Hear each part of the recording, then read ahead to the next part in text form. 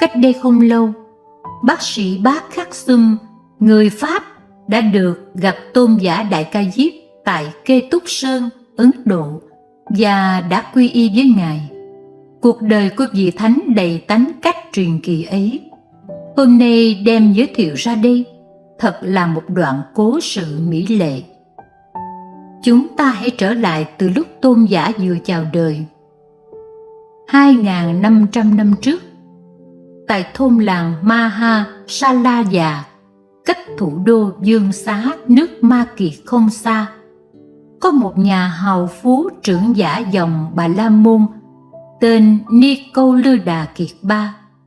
Tiếng đồn tài sản của ông có thể sánh với vua Tần Bà Sa La đương thời.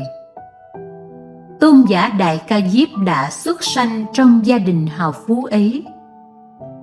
Nói về lúc đản sanh tôn giả, có những điềm lành không khác với điềm lành đản sanh Phật Đà là mấy.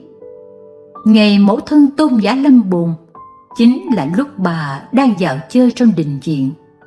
Bỗng cảm thấy mệt mỏi, bà đến ngồi dưới bóng cây đại thọ Tất Bát La nghỉ ngơi. Lúc ấy chẳng biết thiên y từ đâu bay tới, và Đại Ca Diếp cất tiếng khóc chào đời. Đại Ca Diếp, cha mẹ đặt tên vốn gọi là Tất Bát La Gia Na, lấy ý sanh dưới gốc cây. Đại Ca Diếp tướng hảo đầy đủ, không thua kém 32 tướng của Đức Phật. Gia đình đại phú hào chỉ có một ký tử. Sự nuôi dưỡng và thương yêu của cha mẹ thật không thể nói hết. Nội số nhũ mẫu đã hết 4 bà, còn số người hầu hạ chăm sóc chơi đùa lại rất nhiều. Khi Đại Ca Diếp lên 8 tuổi, đã được học các giới điều Bà La Môn và theo thầy học tập các thứ, từ pháp tế lễ, thi họa, toán thuật, văn học, ngũ minh, 4 bộ Phệ Đà, cho đến xem thiên văn, đoán âm dương kiết hung, đất động sấm nổ, âm nhạc ca vũ, vân vân. Do sức thông minh của Ca Diếp, không có môn nào không thấu hiểu triệt để. Duy có một điều rất lạ, ngay từ nhỏ Ca Diếp không giống các trẻ con khác. Đối với dục lạc thế gian không ưa, chẳng thích tình âu yếm, chán ghét bất tịnh, thường ưa ở một mình xa đám đông. Ngay cả cha mẹ xa cách cũng không nhớ đến. Thứ hai, người vợ không chung giường. Ngày tháng thoi đưa, Ca Diếp đã trở thành một thanh niên anh tuấn phong lưu.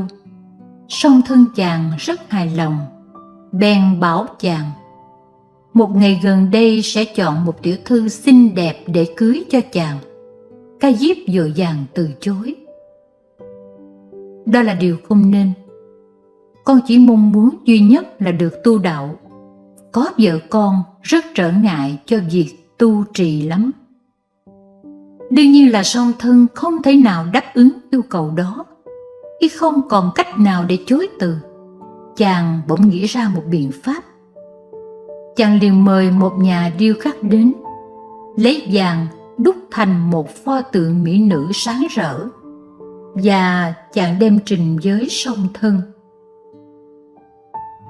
Cha mẹ nhất định bảo con cưới vợ, xin hãy chọn cô nào giống y tượng vàng này, nếu không con sẽ suốt đời không lấy vợ. Song thân Ca Diếp thấy con yêu cầu điều này, biết là thật rối rắm khó khăn. Sau cùng mới theo lời đề nghị của các thầy Bà La Môn thường lui tới trong gia đình, quyết định tìm cho ra một cô nương giống tượng vàng ấy. Các thầy Bà La Môn bèn thiết lập một nhà dù thật lớn, đặt pho tượng trong đó, thờ cúng như một vị nữ thần, và đi rảo từ làng này sang làng nọ, từ phố này sang phố kia. Đến đâu thiên hạ cũng bu theo xem rất đông đảo. Các thầy mới rao lên: các cô thiếu nữ có cầu mong ước chuyện gì, hãy đến cúng dường nữ thần. Các cô sẽ được toại nguyện như ý. Cứ như thế, các thầy dạo đi từ thành Dương Xá, qua sông Hằng, lần lần đến thành Tỳ Xá Ly. Ngoại thành này có một thôn trang tên Kalatika, và trong thôn có một gia đình Bà La Môn cũng nổi danh đại phú. Họ có một cô con gái tên Diệu Hiền, thiên tư quốc sắc, nổi danh mỹ nhân, thường ở trong khuê phòng, ít bước chân ra ngoài. Hôm ấy nhằm ngày hội hoa đăng, nam thanh nữ tú vui chơi dập dìu. Diệu Hiền được bạn bè hẹn hò đến chiêm bái pho tượng vàng thần nữ. Diệu Hiền nhan sắc hoa nhường nguyệt thẹn, khi đến lễ nữ thần đã khiến lu mờ cả tượng vàng. Thầy Bà La Môn quản lý một phen thấy rồi rất mừng rỡ, bèn theo hỏi thăm gia đình nàng và đến gặp song thân Diệu Hiền trình bày ý muốn kết thân. Bên song thân nàng cũng nghe danh tiếng Đại Ca Diếp, nên rất hoan hỉ hứa gả con gái.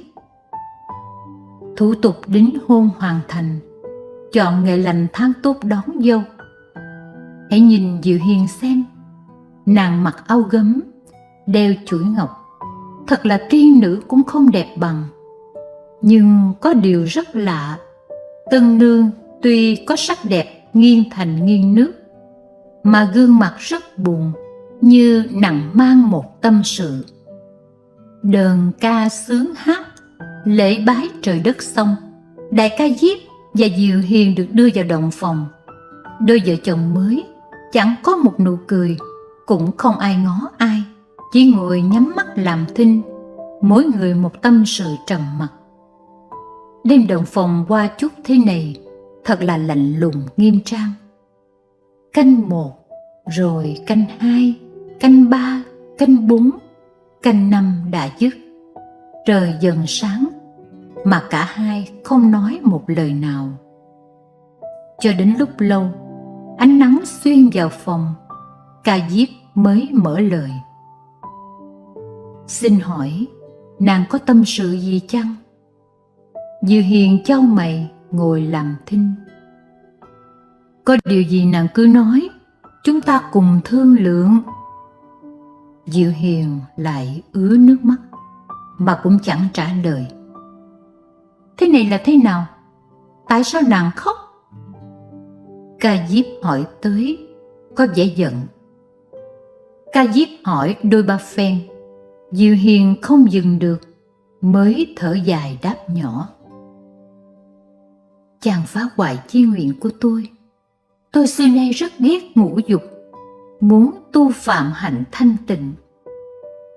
Ba má tôi bị mê hoặc bởi sự giàu sang của chàng, khiến nguyện vọng của tôi bị lỡ dở. Đại Ca Diếp nghe nói rất mừng. Chàng liền nói cho Diệu Hiền biết mình cũng rất ghét ái nhiễm, ưa tu hành thanh tịnh.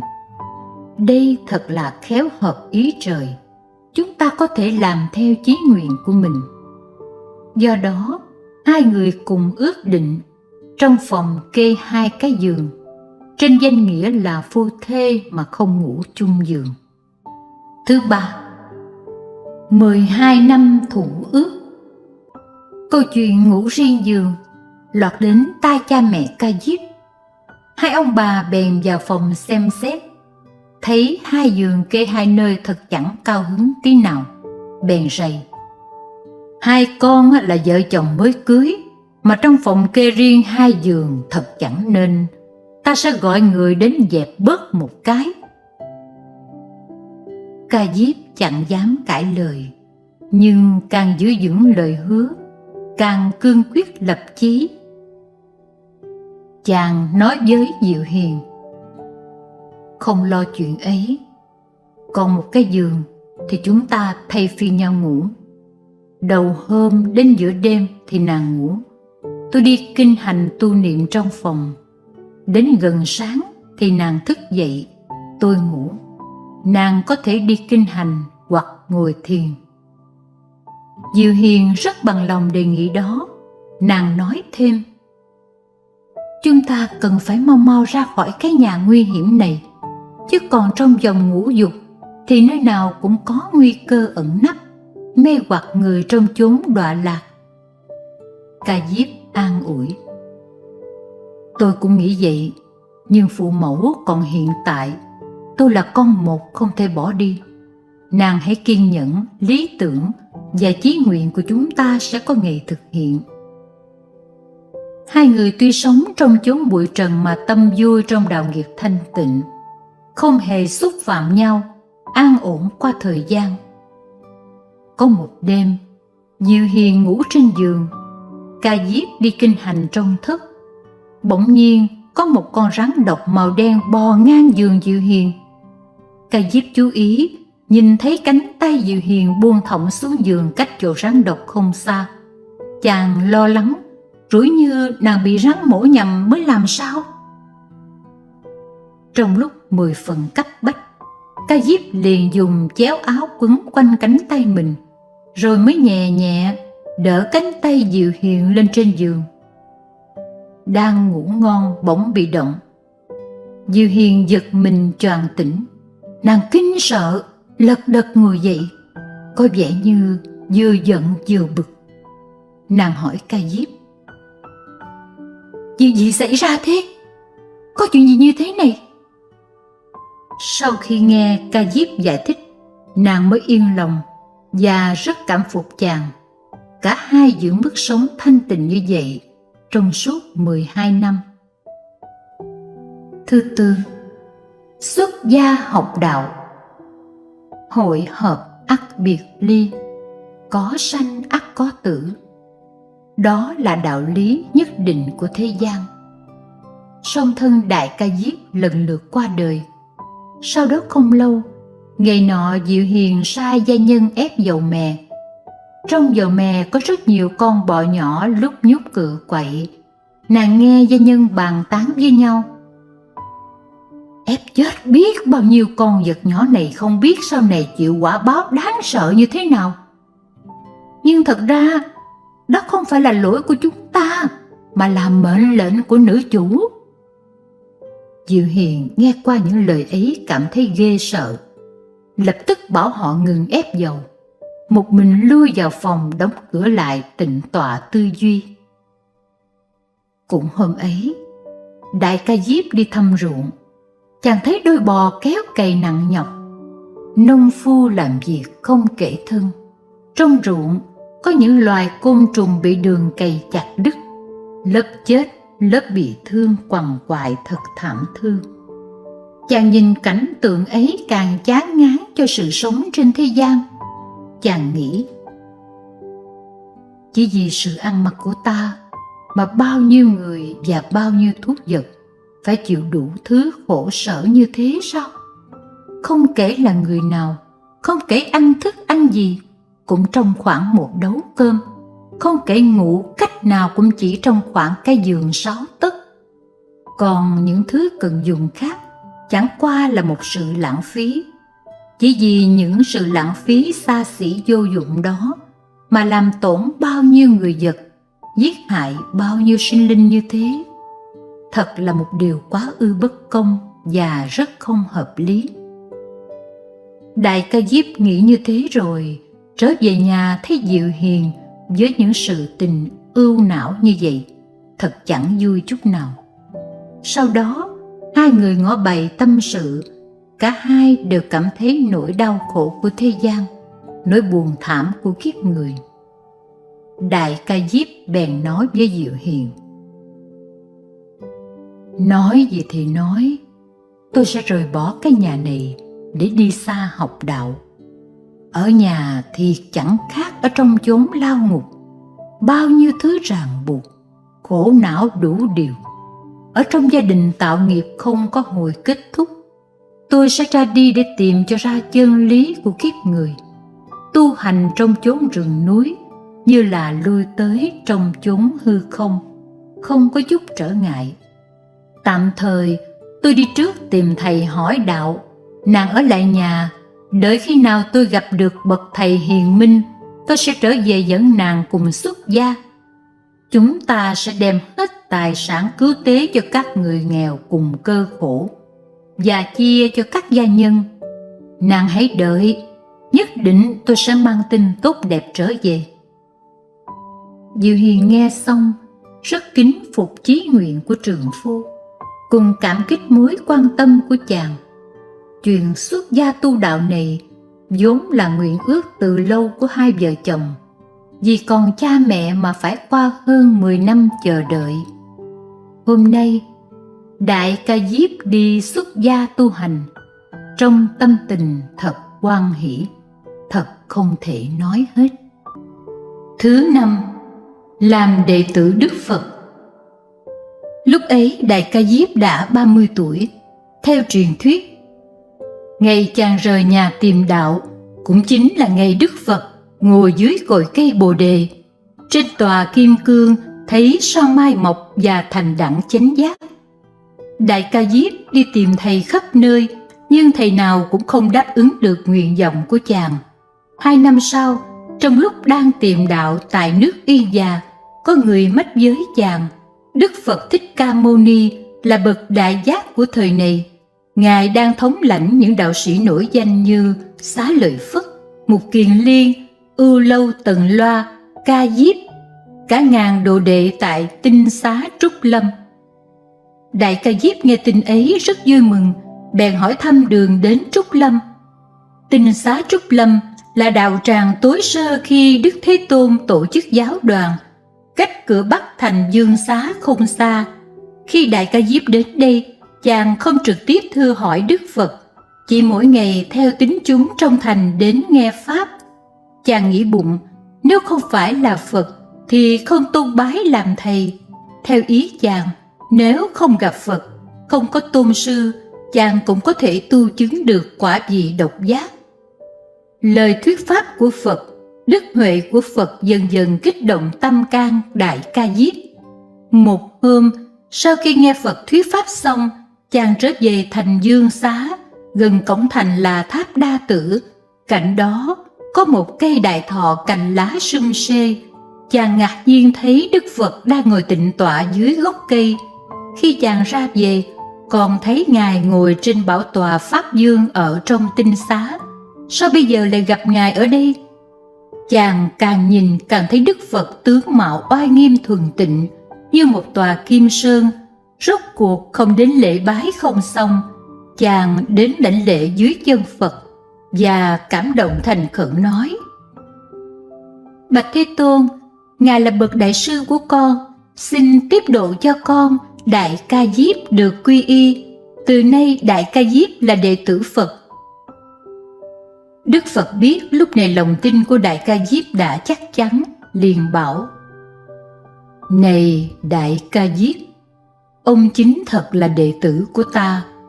Ta chính là lão sư của ông. Trên thế gian này, như người nào chưa chứng quả vị chánh giác, không dám nhận ông làm đệ tử. Ông hãy theo ta. Đức Phật từ từ đứng dậy, đi về Tinh Xá Trúc Lâm. Đại Ca Diếp theo sau chân Ngài, vừa cung kính vừa cảm động, vừa mừng vui đến rơi lệ.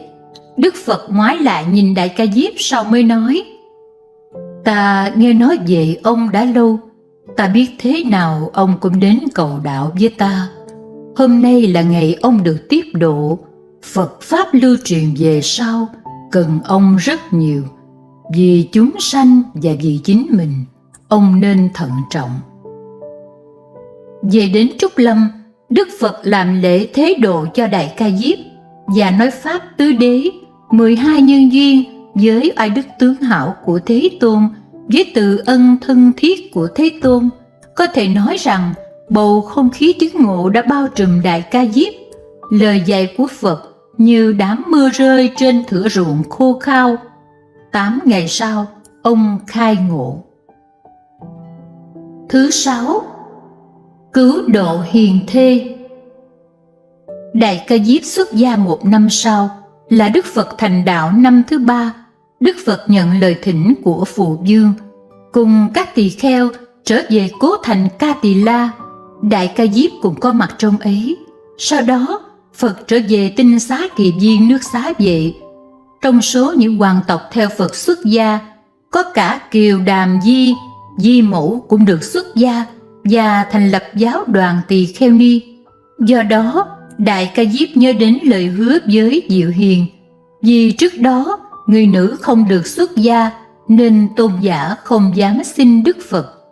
Bây giờ đã có giáo đoàn Tỳ Kheo Ni, chính là lúc thực hiện lời giao kết với Diệu Hiền. Đại Ca Diếp từ khi rời nhà học đạo đã cách 3-4 năm. Trong 3-4 năm ấy, chẳng biết tình hình của Diệu Hiền thế nào. Tôn giả bèn an tĩnh nhập định quan sát, mới biết Diệu Hiền đang theo làm đệ tử một phái ngoại đạo bên bờ sông Hằng. Nguyên lai là từ khi tôn giả đi tìm đạo, Diệu Hiền cũng ở nhà một mình đợi tin tức. Nhưng năm tháng trôi qua dùng dục, 1 năm rồi 2 năm mà chẳng thấy âm hao của Đại Ca Diếp. Nàng mới quyết định tự xuất gia, không đợi nữa. Lập chí rồi, nàng cho gọi người quản gia đến bảo đem hết trang sức, y phục của mình phân chia cho bà con, làng xóm, gia nhân. Nàng đi đến bờ sông Hằng, lễ bái nhóm lõa hình ngoại đạo đang tu tập tại đây làm thầy. Làm đệ tử nhóm ngoại đạo này, vì dung mạo mỹ lệ mà nàng đã chịu nhiều sự lăng nhục.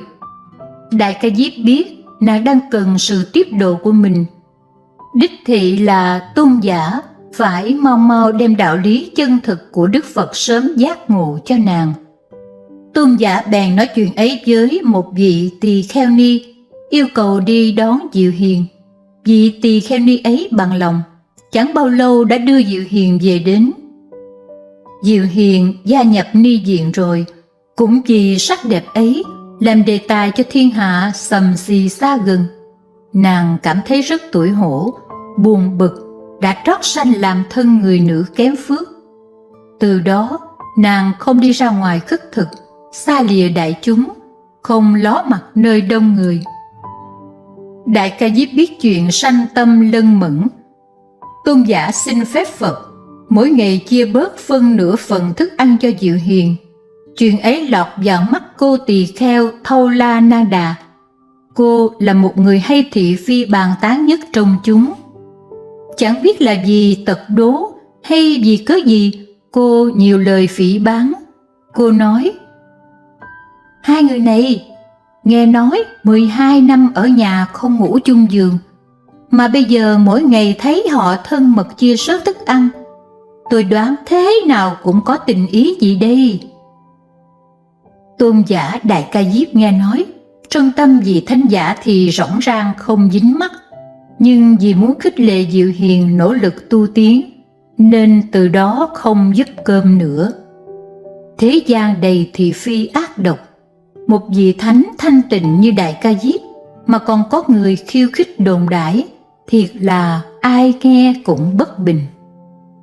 Qua sự khích lệ ấy, Diệu Hiền nhận thấy mình phải tu hành nghiêm túc. Bà suốt đêm không ngủ, thành tâm sám hối, và sau cùng được khai ngộ. Sau khi khai ngộ, bà nói: đoạn trừ mọi ràng buộc, hoàn thành tịnh hạnh, việc đáng làm ta đã làm xong. Về sau, Phật khen ngợi bà: trong chúng Tỳ Kheo Ni, không ai có thể sánh với Tỳ Kheo Ni Diệu Hiền về mặt túc mệnh thông. Tôn giả Đại Ca Diếp rất hoan hỷ. Đối với ân tình của thế gian, Ngài chẳng lưu lại chút mảy may. Thứ 7. Xá lợi Phất phỏng vấn. Từ đó Đại Ca Diếp được người tôn xưng là thánh giả, thân danh hiển lộ trong tăng đoàn. Có lúc tôn giả cùng Xá lợi Phất đồng tu tập tại núi Kỳ Xà Quật. Có nhiều chúng ngoại đạo đến phỏng vấn tôn giả Xá lợi Phất, bao quanh Ngài đưa ra nhiều vấn đề gạn hỏi. Họ hỏi: Như Lai sau khi niết bàn có sanh tử hay không? Hoặc là sau đó có sanh tử? Hoặc là sau đó không có sanh tử? Hoặc là chẳng phải sanh tử, cũng chẳng phải không sanh tử? Ngoại đạo dùng lối tứ cú để hỏi về vấn đề sanh tử của Đức Phật như thế. Tôn giả Xá Lợi Phất trả lời họ, nhưng chỉ có vấn đề này không thể nói là Như Lai ở trong cú nào. Chúng ngoại đạo không vừa ý với lối đáp của tôn giả, họ dèm chê. Người không trả lời được vấn đề này, sao dám tự xưng là bậc thượng tọa? Nói là trí tuệ số một mà giống như trẻ con. Ngoại đạo đàm tiếu rồi bỏ đi. Xá Lợi Phất rời chỗ tu tập của mình, băng qua đám lá rậm của rừng cây, đến thạch động tham vấn tôn giả Đại Ca Diếp. Xá Lợi Phất đem câu hỏi của ngoại đạo thuật lại cho Đại Ca Diếp nghe và hỏi: Tôn giả, tại sao Đức Phật chưa từng giải đáp về vấn đề ấy? Đối với câu hỏi của ngoại đạo không thể nói ra sao? Đại Ca Diếp liền trả lời: Đức Như Lai đã hết sạch ái chấp, tâm không còn phiền não, vĩnh viễn giải thoát. Sự chứng ngộ của Ngài rộng lớn sâu xa, không thể dùng tứ cú của mê tín để hỏi, cũng không thể dùng ngôn từ để đáp. Chỉ vì vấn đề ấy không nên hỏi, nên Ngài không giải đáp. Xá Lợi Phất nghe câu trả lời thật là thích thú, cáo từ và trở về động mình tu tập. Trong hàng đại đệ tử, các vị thường chỉ dạy nhắc nhở nhau, cùng hỏi, cùng nghiên cứu, vấn đáp qua lại để bàn soạn sự học. Cho nên câu chuyện hỏi đáp của hai vị tôn giả chẳng có gì lạ. Nhưng đối với vấn đề khúc mắc như Xá Lợi Phất nêu ra mà có thể tùy tiện giải đáp, mới thấy là sức tu đạo của Đại Ca Diếp cao xa đến mức nào. Thứ 8. Độ bà lão nghèo sanh cõi trời. Một hôm, Đức Phật và các đệ tử ở nước Xá Vệ, còn Đại Ca Diếp thì giáo hóa tại thành Dương Xá nước Ma Kiệt Đà.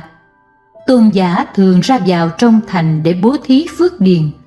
Khi tôn giả đi khất thực, thường tránh nhà giàu có mà chỉ chọn những nhà bần cùng. Trong tâm tôn giả nghĩ rằng, nhà giàu tuy cũng cần nên lân mẫn với họ, nhưng so với người nghèo khổ mỗi ngày phải lo lắng sinh nhai lại đáng thương hơn. Những người bần khổ không thể hưởng thọ niềm vui ngũ dục đầy đủ. Tuy nghe được chánh pháp họ rất thích, nhưng không đủ duyên may để thâu được cái quả báo phước đức của sự bố thí. Cho nên tâm từ của tôn giả như nước lạnh rưới khắp những hạng người nghèo cùng đáng thương. Trong thành Dương Xá, có một lão bà rất nghèo khổ, đã không có bà con thân quyến, lại không có nhà cửa gì cả. Sáng sớm đi lang thang từ ngõ đông sang ngõ tây, chiều tối thì ngủ giấc dưỡng ở bất cứ xó hẻm nào. Trên mình bà đeo những mảnh lá khô chầm díu vào nhau tạm che thân. Một hôm, bà mang bệnh trầm trọng, nằm quỵ trên gò đất chờ chết. Lúc ấy gặp gia nhân của một nhà giàu nọ đem nước cơm đi đổ. Bà lão bị đói khát hoành hành, vội vơ lấy mảnh ngói bể, hứng lấp nước bầy nhầy để uống cho đỡ đói. Đại Ca Diếp biết bà lão đáng thương bị bệnh nghèo đeo đẳng, Ngài đặc biệt đến thăm. Bà lão từ trước giờ chưa từng được ai hỏi han đến, nên khi thấy dáng tôn giả đứng trước mặt, bà gượng nhổm dậy nhìn kỹ. Té ra là một vị tỳ kheo trang nghiêm đang đi khất thực. Không lẽ thầy tỳ kheo này lại nghèo cùng hơn ta? Bà mới nói: thân tôi nghèo khổ, đói khát, cát đất, gò má, bụi bờ là nhà. Ngài xem tôi mặc áo không kính thân, trong cái đất nước này không ai nghèo khổ hơn tôi. Chẳng lẽ trên thế gian không có người nhân từ cúng dường sa môn sao? Vì sao Ngài đến hỏi tôi? Xin Ngài chỉ dạy tôi phương pháp cứu tôi khỏi nghèo đói. Đại Ca Diếp đáp: trên thế gian này, người tôn quý nhất, nhân từ nhất không ai bằng Đức Phật. Hoặc là những ai đã được tắm mát trong giáo lý Phật Đà. Hôm nay tôi muốn cứu độ bà thoát khỏi sự bần cùng, nên mới đặc biệt đến đây cất thực. Tôi cũng nghĩ đến việc đem tài vật đến giúp bà, nhưng điều đó chỉ giúp bà khỏi khổ nhất thời, mà sao lại tăng thêm bần cùng nữa. Chi bằng bà hãy tùy ý đem bất cứ thứ gì bên mình mà bố thí cho tôi. Bà sẽ nhờ công đức đó đời sau được sanh trong nhà giàu có, hoặc được sanh lên trời, hưởng thọ sung sướng lâu dài. Bà lão nghe tôn giả từ bi thuyết pháp như vậy, rất cảm động, nhưng tìm hoài không có một chút gì để bố thí.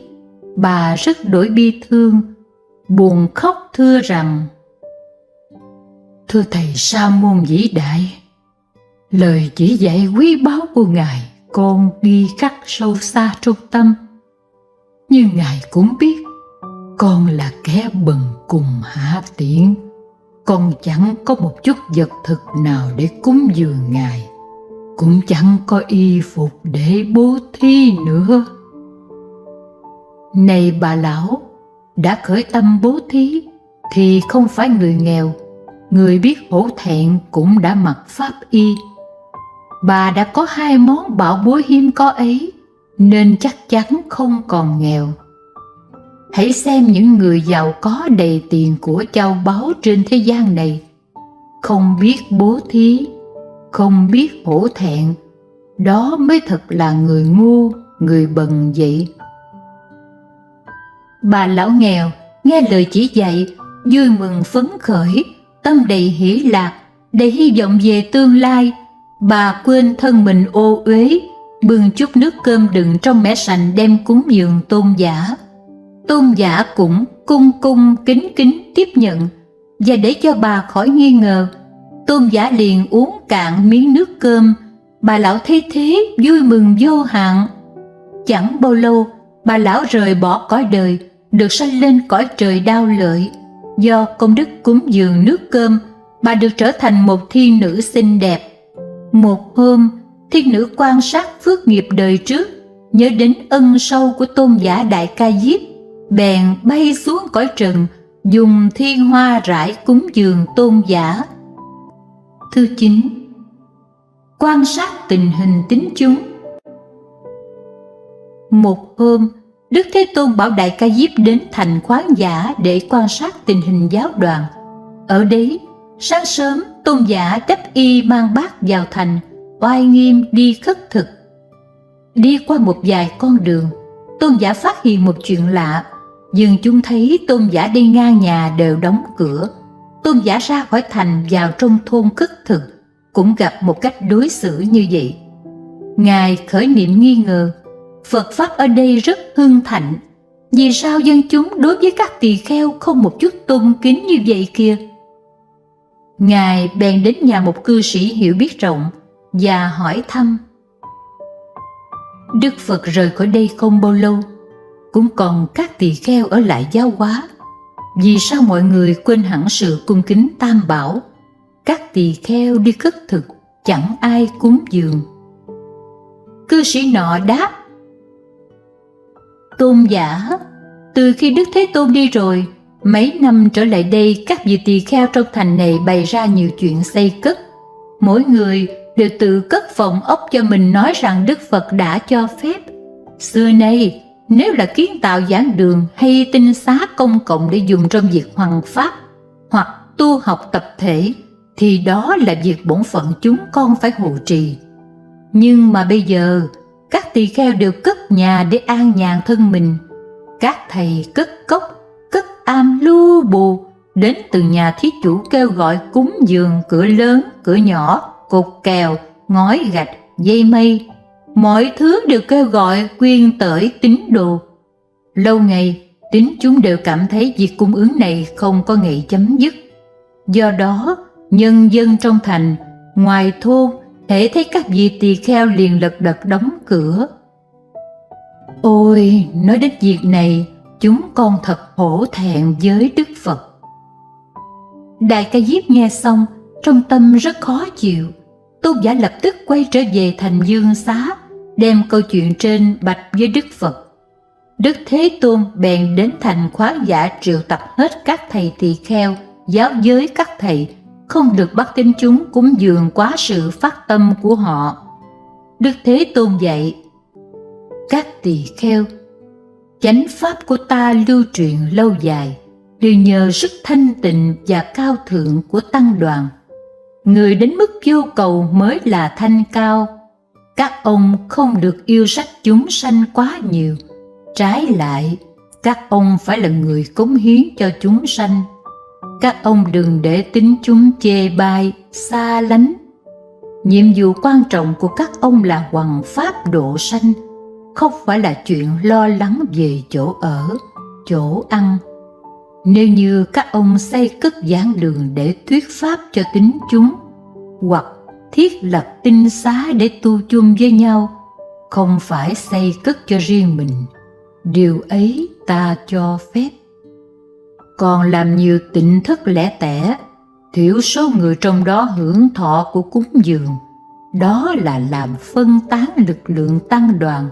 Am thất này tranh với am thất kia, ai cũng cho mình là ngon lành, lại càng dễ sanh tâm riêng tư. Lời dạy của Phật thật là tiếng chuông cảnh tỉnh trong giáo hội. Tôi hy vọng các tỳ kheo khi đi hóa duyên các nhà cư sĩ và các hàng cư sĩ tại gia của thời đại này nhận thức được điều ấy. Đức Phật dạy các tỳ kheo xong, trở về thành Dương Xá, Tôn giả Đại Ca Diếp ở lại gây dựng tín tâm cho dân chúng. Tôn giả không tính toán cho đời sống riêng mình, cho nơi cư trú của mình, chỉ bận lo mang niềm vui Phật Pháp đến cho người. Đợi cho tất cả đều tin tưởng hiểu biết chân lý của Đức Phật xong, Tôn giả liền rời thành Khoáng Giả đi nơi khác. Lấy cái họa của giáo đoàn làm cái họa của mình, hoàn thành việc đáng làm rồi liền lui gót, không mong cầu cho mình, mà chỉ làm việc vì Phật Pháp. Cái tư cách và chí nguyện cao cả của bậc thánh ấy thật đáng cho chúng ta khâm phục. Thứ 10. A Nan tặng bát. Tôn giả Đại Ca Diếp chân thành vì Pháp, rất được Đức Thế Tôn tín nhiệm. Đức Phật đối với tôn giả thường yêu mến ủng hộ luôn. Trong giáo đoàn có nhóm lục quần tỳ kheo như Mãn Túc, vân vân, chuyên môn kết bè đảng làm việc ác. Do đó, Đức Phật đã chế ra một số giới luật. Có một thời kỳ, Phật đang ở kỳ viên tinh xá. Lục quần tỳ kheo cũng ở đây cố tình tích chứa bình bát đủ loại. Bình bát thường thường có hai loại: bát bằng sắt thép và bát sành do địa phương sản xuất. Chất liệu, hình dáng mỗi thứ không giống nhau, cho nên phân biệt thì có bát thiết, bát của nước Tô Ma, bát của nước Ô Già, bát màu đen, bát nước Ưu Già, bát màu đỏ đủ loại, vân vân. Lục quần tỳ kheo thường sưu tầm các thứ bình bát tốt, đem về tàng trữ trong phòng như là một cửa tiệm đồ gốm. Mấy ông tỳ kheo này từ sáng đến chiều chẳng lo tu hành gì cả, chỉ để hết tinh thần vào việc chứa bát, ngắm bát. Vì theo tinh thần của giáo đoàn, tuyệt đối cấm tích trữ vàng bạc, y phục, gạo thóc, tài sản, cho nên mấy thầy dồn hết hứng thú trong việc thâu chứa đồ cổ. Và do đó, Đức Phật lại cấm chỉ việc chứa bát dư, chế định giới luật: nếu ai chứa bát dư phạm, ni tác kỳ ba vật đề. Trong lúc Phật sắp ban hành điều luật này, A Nan được cúng một cái bát nước Tô Ma rất quý. A Nan định đem tặng Đại Ca Diếp, nhưng tôn giả Đại Ca Diếp còn bận du hóa nước ngoài, không có mặt ở thành Xá Vệ. Nếu y theo giới luật không được chứa bát dư, thì A Nan không thể để lại mà kịp tặng cho Đại Ca Diếp. A Nan chỉ còn cách đem ý ấy lên bạch Phật. Phật hỏi: còn mấy ngày nữa Ca Diếp mới về lại Xá Vệ? Bạch Thế Tôn, khoảng 10 ngày trở lại tôn giả mới về đến. Đức Phật bèn triệu tập đại chúng, giảng dạy pháp đầu đà chân chánh và khen ngợi Đại Ca Diếp dân giữ hạnh đầu đà không sái phạm mảy may.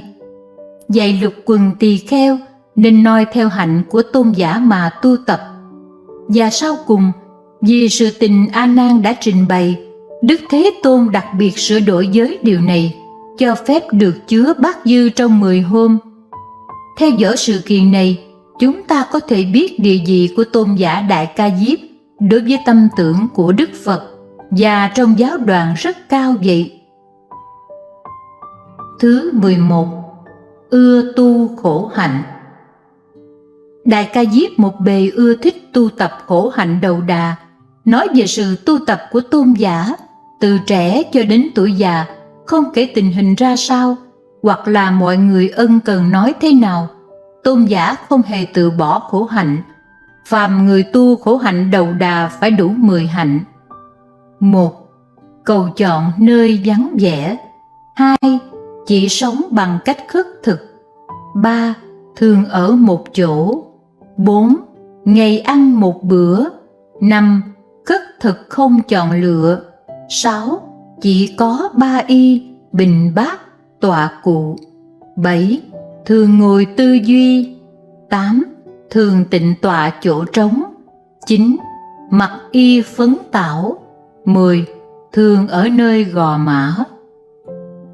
Sinh hoạt của một vị đầu đà cần phải đơn giản và thanh tịnh như thế. Đối với nhân vật như Đại Ca Diếp, không đi hóa độ chúng sanh mà ưa ở riêng một mình, sống quá ư khắc khổ, so sánh với các vị tỳ kheo tích cực tiến bộ thật không giống. Tâm từ bi làm lợi lạc chúng sanh của tôn giả đáng kính phục, nhưng nhiệt tình hoằng pháp thì còn thiếu. Trừ Đức Thế Tôn, việc biện luận với ngoại đạo và giáo hóa các tỳ kheo, đó là việc của nhị vị tôn giả Xá Lợi Phất và Mục Kiền Liên. Còn Đại Ca Diếp chỉ chuyên tâm tu đạo.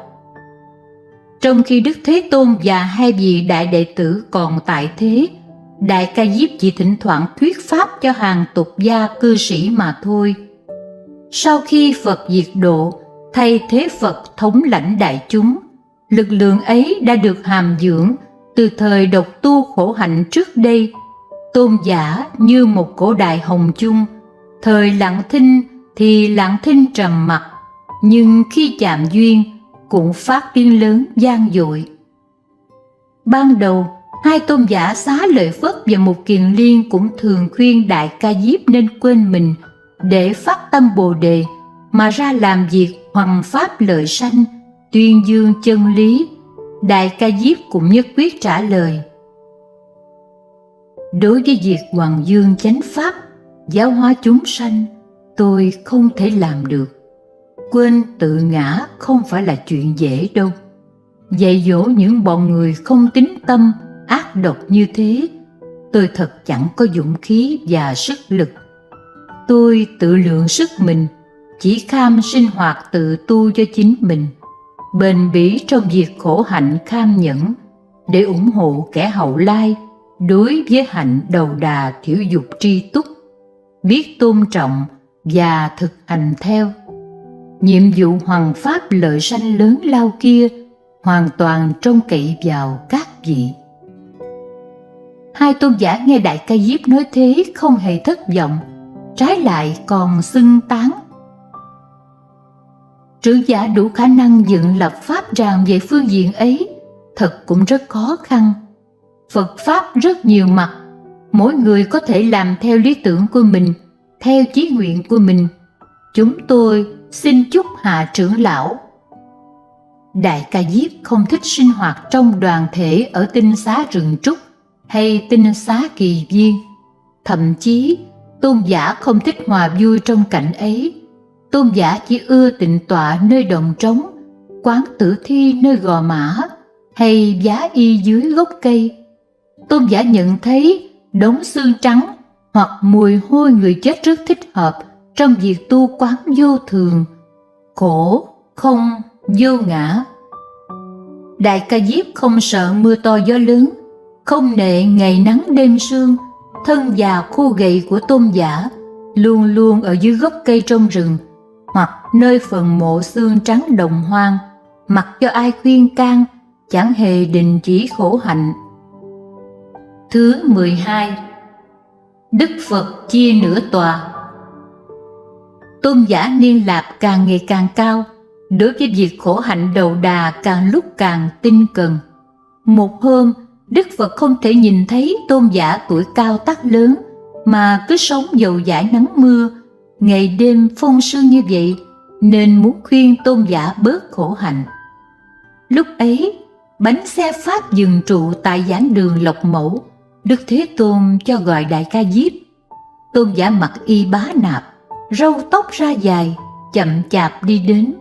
Các tân tỳ kheo ở đấy không biết tôn giả, thấy hình dáng lôi thôi của tôn giả đều tỏ ý khinh rẻ. Có người còn định bước tới ngăn cản không cho đến gần Thế Tôn.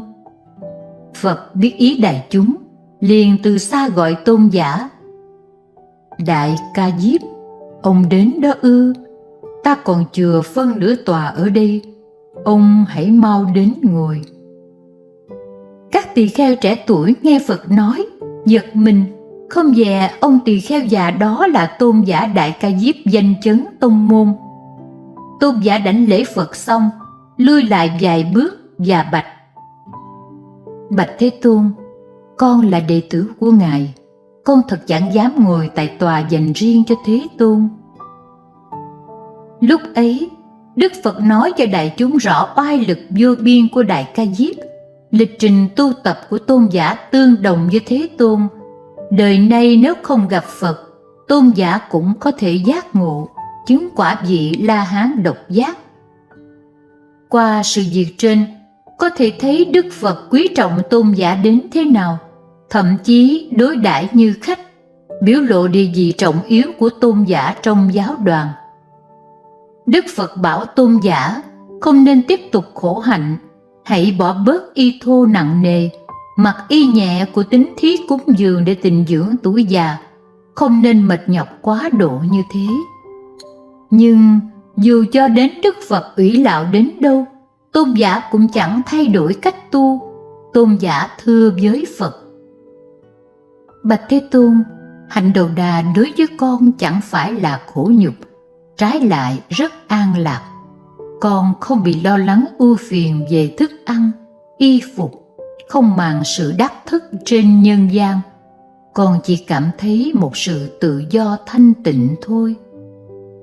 Đương nhiên, có người phê bình lối sống của con nặng về tự lợi, còn như các tôn giả Xá Lợi Phất, Mục Kiền Liên, Phú Lâu Na, Ca Chiên Chiên thì thay Phật làm nhiệm vụ tuyên dương chân lý, không sợ khó khăn, chẳng tiếc thân mạng, cổ động bánh xe Pháp, ủng hộ chúng sanh thấm nhuần Pháp vị, đồng được Pháp lạc. Về phần con, tuy không đủ nhiệt tình vì người vì Pháp, nhưng con không hề quên ân Thế Tôn. Cũng vì muốn báo ân Phật, con mới tu học hạnh khổ đầu đà. Vì chúng sanh cần cứu độ, hoàn toàn nương vào sự hoằng pháp của tăng đoàn. Các tỳ kheo bố giáo là bậc thân pháp sư của tín đồ, cũng phải kiền toàn tự thân các vị mới có thể đảm đương công tác cao quý ấy. Còn bổn phận của tăng đoàn kiện toàn như thế nào? Đương nhiên chỉ có theo sinh hoạt nghiêm túc để bồi dưỡng đức hạnh cho chính mình. Môn khổ hạnh đầu đà trong Phật Pháp cũng là một phương pháp sinh hoạt nghiêm túc. Tập quen được lối sống ấy mới có thể khắc khổ, nhẫn nại, kham nhẫn đạm bạc, nhất tâm nhất đức vì Pháp vì chúng sanh. Bạch Thế Tôn, con vì muốn trực tiếp củng cố tăng đoàn, gián tiếp làm lợi ích chúng sanh, nên luôn luôn nguyện không xả bỏ khổ hạnh. Xin Thế Tôn lượng thứ cho tính cách chấp trước của đệ tử. Phật nghe xong rất hoan hỷ. Ngài nhìn Đại Ca Diếp, lại nhìn các tỳ kheo và nói: Rất tốt. Tỳ kheo các ông có nghe lời trưởng lão Đại Ca Diếp vừa nói không? Tương lai chánh pháp của ta bị hủy diệt, không phải do thiên ma ngoại đạo phá hoại, mà vì sự hủ bại tan nát của tăng đoàn. Đại Ca Diếp nói rất đúng. Muốn hoằng dương Phật Pháp để ánh chân lý mãi mãi chiếu sáng thế gian, điều trước tiên là phải củng cố tăng đoàn. Muốn củng cố tăng đoàn phải sinh hoạt nghiêm túc. Người như Đại Ca Diếp mới có thể phụ trách chủ trì chánh pháp của ta. Này Ca Diếp, ông cứ tiến tu đạo nghiệp, ta không ép ông. Ông cứ tu theo ý nguyện của mình. Khi nào ông muốn gặp ta, cứ tùy thời mà đến. Đức Phật và Đại Ca Diếp tuy là hai mà tâm chỉ một, thầy trò thông cảm nhau. Đức Phật đãi Ca Diếp như khách, như bằng hữu, nhưng tôn giả không quên lễ nghĩa, dùng tư cách đồ đệ mà đáp lại, khiến cho mối tương giao sư đệ càng thêm thâm sâu nồng hậu. Chúng ta nghe nói đến Đức Phật hoặc các vị La Hán, đều tưởng tượng rằng các vị ấy lạnh lùng nghiêm nghị như cây khô, đá lạnh, đối với thế gian chẳng lưu chút tình cảm nào. Thật ra không phải thế. Các vị ấy đã biến đổi nhân tình tạp nhiễm thành một thứ tình cảm tự nhiên cao thượng, gọi đó là từ bi. Hạt giống từ bi nảy mầm từ cây trí tuệ, như đá nam châm thu hút chúng sanh, khiến chúng sanh sớm chiều gần gũi tiếp cận được nhân cách cao thượng ấm áp ấy, liền sửa đổi tập khí của mình. Trong chốn rừng rậm tùm của miền nhiệt đới, cây sa la trổ qua bát ngát, những ngày hạ nhiệt đông hàng, những đêm trăng sáng trải ánh vàng trên vòm lá xanh, trong chốn cư trú thanh tịnh, vắng vẻ ấy, Đại Ca Diếp đã tu tập hàng năm qua đều đặn, dầu cho 10 năm cũng như một ngày. Cái phong tư cao cả của bậc thánh đệ tử như còn phảng phất đâu đây. Thứ 13. Nối tiếp y bát của Đức Phật. Ngày tháng thoi đưa, nhanh như điện chớp, ứng thân hóa độ thế gian của Đức Thế Tôn đã mãn duyên. Vào năm 80 tuổi, Ngài báo tin sẽ nhập Niết Bàn. Cũng năm ấy, trước tiên là một kiền liên tuẫn nạn, sau đến Xá Lợi Phất hồi hương nhập diệt. Hiện tại, Đức Thế Tôn lại sắp nhập Niết Bàn. Trong tăng đoàn, đâu đâu cũng thấy vẻ sầu thảm. Vì sự lưu truyền của chánh pháp và lãnh đạo tăng đoàn, Đức Thế Tôn đã sớm chú ý chọn người tiếp nối. Hiện nay trong tăng đoàn, tôn giả Đại Ca Diếp già nua và A Nan tuổi trẻ được coi như là những nhân vật có thể kế thừa Thế Tôn. Nhất là tôn giả Đại Ca Diếp. Ở trên hội Linh Sơn, Đức Thế Tôn đã ngầm trao chánh pháp nhãn tạng, niêm hoa vi tiếu, là điển tích tối sơ của Thiền Tông. Khi Đức Phật nhập diệt ở thành Câu Thi Na, tôn giả Đại Ca Diếp còn đang hướng dẫn 500 tỳ kheo du hóa ở nước Đặc Xoa Na Xà phương Bắc. Sau khi nghe tin, tôn giả rất cảm thương, dắt các tỳ kheo đi ngày đi đêm về thành Câu Thi Na. Có người nước mắt đầm đìa, có người nằm lăn ra đất khóc than.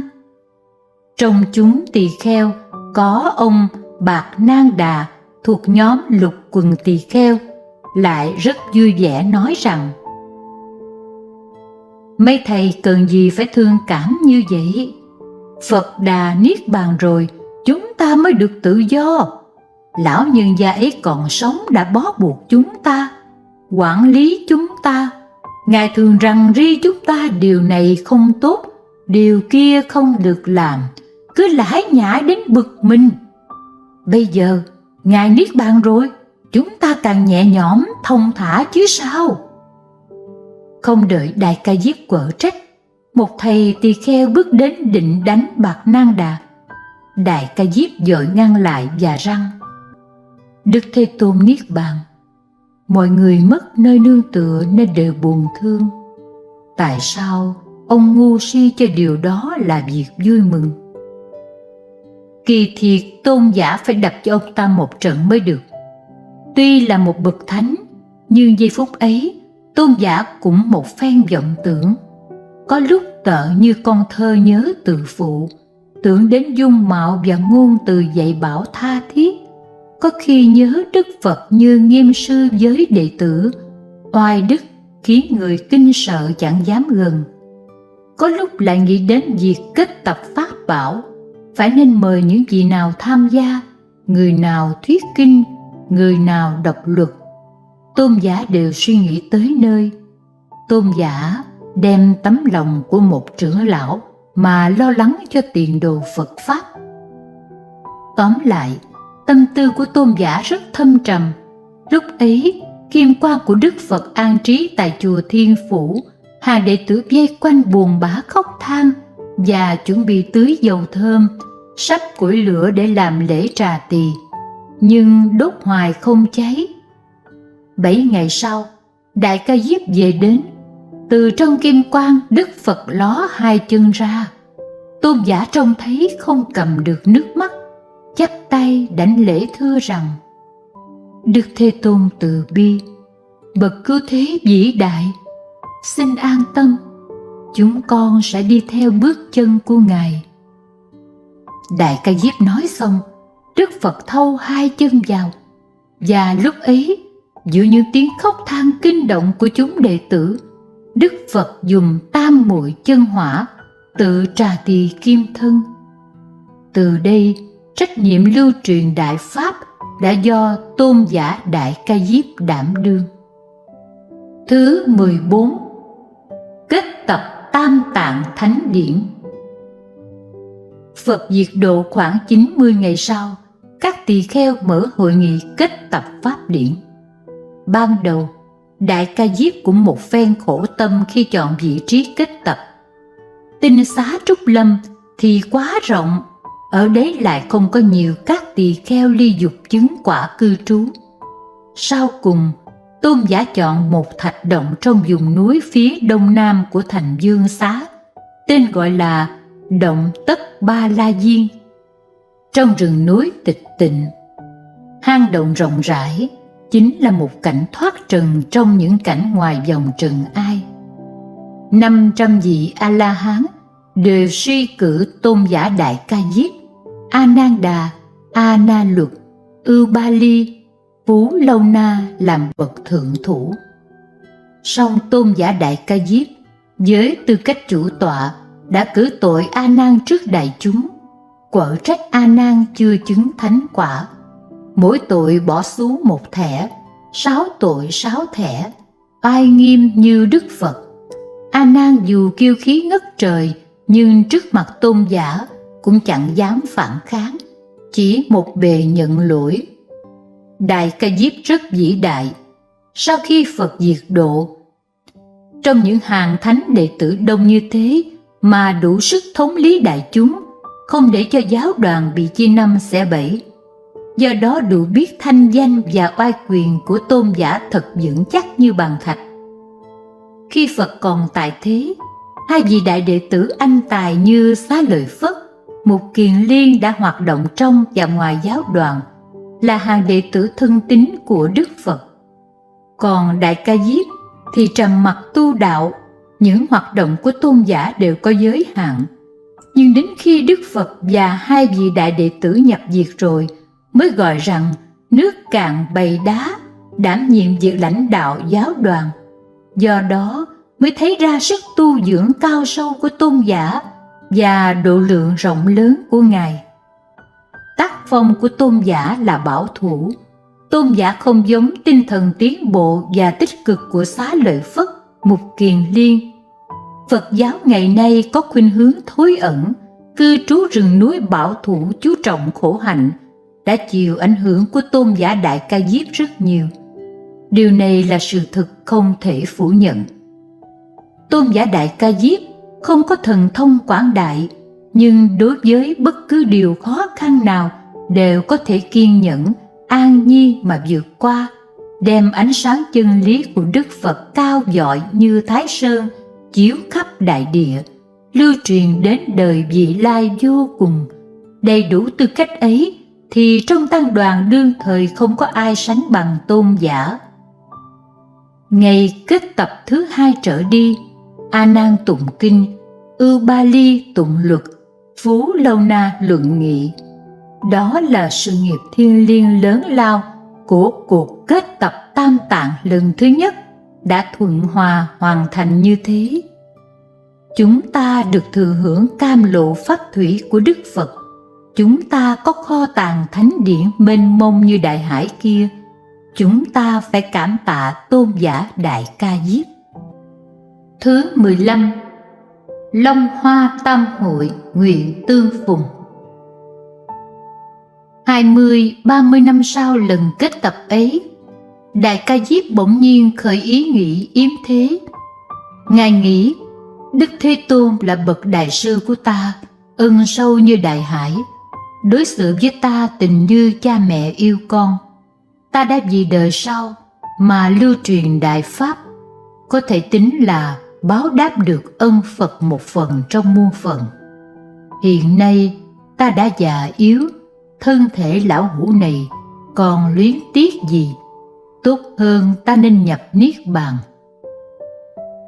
Lúc ấy Ngài đã hơn 100 tuổi. Ngài liền đến nơi A Nan đang du hóa, có chút pháp tạng, yêu cầu A Nan tiếp nối sứ mạng, và sau đó bay lên hư không, đến tại các nơi có tháp thờ xá lợi của Phật, hết thảy 8 chỗ, cúng dường lễ bái. Tôn Giả trở về thành Dương Xá, định đến cáo từ vua A Xà Thế, nhưng quân hầu bảo vua còn đang ngủ. Tôn Giả bèn rời thành, đến núi Kê Túc phía tây nam, cách đó 8 dặm. Ngọn núi này có 3 đỉnh cao chót vót, hình dáng như chân con gà. Phân nửa núi trở lên là rừng cây rậm rạp, phân nửa núi trở xuống là thảm cỏ trải dài. Khi Tôn Giả đến dưới chân núi, thì 3 đỉnh núi từ từ tách ra thành một nơi tọa thiền bên trong rất đẹp.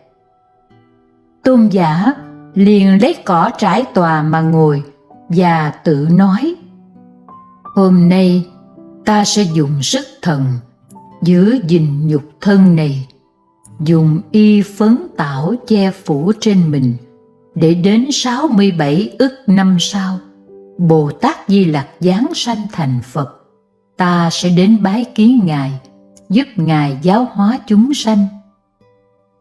Nói xong, 3 ngọn núi khép lại như cũ, dấu kín tung tích Tôn Giả. Vua A Xà Thế nghe tin Tôn Giả nhập diệt, rất đổi bi thương, lập tức đến gặp Tôn Giả A Nan, yêu cầu cùng vua đi đến núi Kê Túc. Khi hai người vừa đến nơi, 3 ngọn núi lại tách ra, cả hai cùng thấy Tôn Giả Đại Ca Diếp đoan tọa nhập định trong đó, trên thân phủ đầy hoa mạn Đà La. Nhà vua cùng A Nan cúng dường lễ bái rồi lui ra, núi tự nhiên khép lại. Ngoái lại nhìn rừng núi tịch tịnh, để 67 ức năm sau, Tôn Giả Đại Ca Diếp đã trường kỳ giữ gìn y bát của Đức Phật. Ở tại núi này, đợi Đức Di Lặc Tôn Phật đến thăm, lại trao y bát ấy cho Ngài. Phong độ lưu truyền giáo hóa ấy, cả hai đều khâm phục vạn phần. Câu chuyện diễm lệ, huyền ảo này có ghi chép nhiều trong kinh điển. Từ đó, chúng ta có thể nhận ra tư cách vĩ đại của Tôn Giả qua ngàn vạn kiếp không lu mờ. Có người nói, tinh thần của các bậc vĩ nhân đã hòa cùng tạo hóa, thâm nhập vào chỗ trí áo của trời đất, mà sinh mạng trường tồn với thời gian vô tận. Từ cố sự của Tôn Giả Đại Ca Diếp, chúng ta có thể thấy sinh mệnh của Tôn Giả đã vô cùng vô tận, và như thế, giáo pháp của Đức Phật nói ra cũng lưu truyền vô cùng vô tận vậy. Một đời của Tôn Giả Đại Ca Diếp thật huy hoàng lộng lẫy, từ lúc sanh ra dưới gốc cây đến đúc tượng vàng chọn vợ, 12 năm danh nghĩa phu thê, cho đến khi quy y với Phật bên tháp Đa Tử, xuất thân là con nhà giàu mà kham nhẫn tu tập khổ hạnh, niêm hoa vi tiếu trên hội Linh Sơn, nối tiếp chánh pháp của Phật, nhiếp giữ đại pháp cho đến hơn 100 tuổi, không hề buông lơi một bước, phản đối A Nan tham dự kết tập, mà đến khi A Nan khai ngộ chứng quả, lại nguyện đem Phật pháp giao phó cho A Nan kế thừa.